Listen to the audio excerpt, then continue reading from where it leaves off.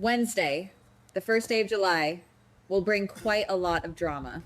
We are talking about a cold-blooded killer standing right inside Turning Woods, and a beloved character is completely defenseless. Ross Cullum has officially crossed the line. He is not just making a casual visit. He is standing right there, looming over Jack Brennan, and the tension in that room is absolutely suffocating. Brennan is completely vulnerable. He cannot defend himself. Cullum looks him dead in the eye and promises that his end is coming sooner than anyone thinks. The danger is oozing from Cullum, and you can tell he is not bluffing. He is ready to take Brennan out right here, right now. But wait, it gets worse. Because Cullum thinks he has the upper hand, but he has no idea who is lurking just around the corner. Nina is there. She makes a horrifying discovery. She realizes that Brennan is in immediate, life-threatening danger. If you ask me, Nina is walking right into a death trap, but she does not even hesitate. She knows things have spiraled completely out of control. She has to act fast. She realizes that if she does not intervene right this second, Brennan is going to lose his life. Nina is thinking on her feet, preparing to do whatever it takes to stop Cullum before it is too late. The stakes have never been higher for her. And that changes everything. Because Cullum's desperate move at Turning Woods is just one piece of a massive, terrifying puzzle. Why is Cullum so desperate to eliminate threats? Why is he moving so fast? Here is where things get messy. It all connects back to the dark, damp prison cells over at Windermere. The domino effect is in full swing, guys. Cullum is rushing because he knows he is about to get his hands on the ultimate prize. Down in the Windermere dungeon, a horrifying truth finally comes to light. Leisel makes a desperate, heartbreaking confession to Jocelyn. Guys, this is where it gets interesting. Leisel admits the unthinkable. She actually finished the cold fusion prototype. She completed the very thing that could cause a global disaster. But she did not do it for money. She did not do it for power. She confesses to Jocelyn that she did it for one reason and one reason only. She did it to protect Cassius. She traded the safety of the world for the safety of her son. It is a desperate mother's choice, but it just handed Cullum the keys to a weapon of mass destruction. What happened next may be even worse. Jocelyn hears this confession and absolutely loses her mind. She is furious. She is terrified. But most importantly, she is determined. Jocelyn realizes that Cullum is going to use Leisel's completed work to cause an absolute catastrophe. She refuses to let that happen. She makes a fierce, unbreakable vow right there in captivity. She swears she is going to stop Cullum's plan from succeeding. She does not care what it takes. She does not care about the danger. Jocelyn is ready to go to war to prevent that prototype from leaving the island. But that is not even the biggest surprise. Jocelyn's desperate situation is sending shockwaves all the way back to the mainland. The chain reaction is moving faster than anyone can track. Because Carly knows her daughter is running out of time. Carly is in full panic mode, but she is channeling that panic into a reckless, dangerous plan. She is preparing to break into Windermere. She knows it is basically a suicide mission. If you ask me, Carly is risking everything, including her own freedom, to get Jocelyn back. And then everything spiraled. Carly gathers Charlotte and Danny. You can see the absolute terror and determination in her eyes. She informs them about her extremely risky mission to Windermere. She knows she might not come back. She knows she might end up in a cell right next to Jocelyn and Leisel. So she sets a failsafe, a ticking clock. She gives Charlotte and Danny a strict, non-negotiable deadline. 8 o'clock. She tells them that if the clock strikes 8 and she has not checked in, they need to sound the alarm. But wait, who is the alarm? Who is the ultimate failsafe for Carly Spencer? It is Sunny. She instructs the kids to contact Sunny immediately if she fails to return by the 8 o'clock deadline. She trusts Sunny to bring the fire and rescue them all if her plan goes off the rails. It is a brilliant backup plan, but there is a massive, glaring flaw in this strategy.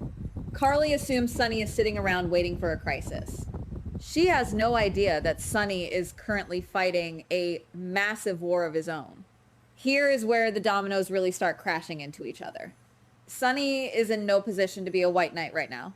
He is currently locked in a brutal, explosive confrontation with Tracy. The tension between these two is off the charts. Tracy is furious. Sonny is relentless.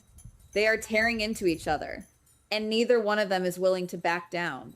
Sonny is completely distracted by this bitter feud, completely unaware that a ticking clock is counting down to 8 o'clock for Carly and Jocelyn. Guys, the chaos does not stop there. Right in the middle of this intense showdown between Sonny and Tracy, someone makes a terrible, terrible mistake. Gio steps up. Young, loyal Gio decides this is the perfect moment to prove his loyalty. He steps right into the crossfire. He actually defends Sonny against Tracy. If you ask me, this is the most reckless thing Gio could have possibly done. You do not cross Tracy when she is on a warpath. And that changes everything for Gio. Tracy immediately turns her absolute wrath away from Sonny and points it directly at the young musician. She does not hold back. She delivers a strict, terrifying warning to Gio. She makes it crystal clear that he is playing a very dangerous game by siding with Sonny. She threatens his future, his stability, everything. Gio stepped up to be a hero, but he may have just painted a massive target on his own back. The fallout from this confrontation is going to be massive. But wait, it gets worse. Because while all of this high society drama is exploding, the criminal underground is literally catching fire. We need to talk about Ava and Ethan. These two are currently locked in a vicious, bitter argument. Ethan is pulling every trick in the book. He is using his leverage. He is trying to force Ava's hand, but Ava is stubborn. She refuses to be manipulated without a fight. Their argument is escalating, adding even more toxic tension to the already suffocating atmosphere in Port Charles. They are tearing each other apart, completely oblivious to the real danger surrounding them. That wasn't the real problem.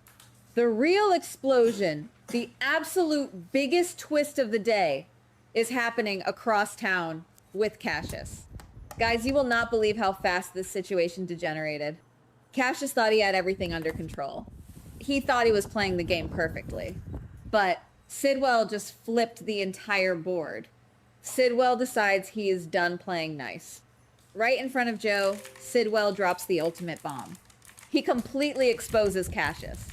He reveals Cassius's true identity to Joe. Nobody saw this coming. Joe is standing there, completely stunned, processing the fact that the man in front of him is a total fraud. The secret is out. The fake Nathan act is officially dead, but Cassius does not panic. Cassius goes into pure survival mode. The second his identity is blown, Cassius reaches for his weapon. He pulls a gun right on Joe. The tension is unbearable. Cassius is holding a gun on a cop. He is cornered. He is desperate.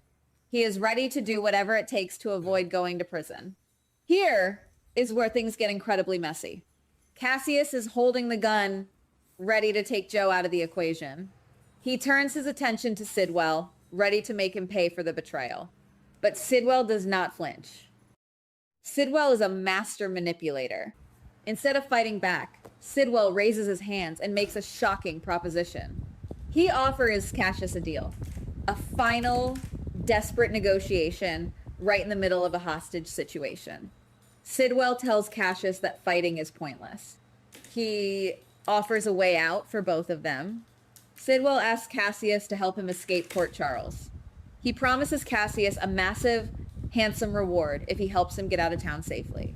It is a deal with the devil.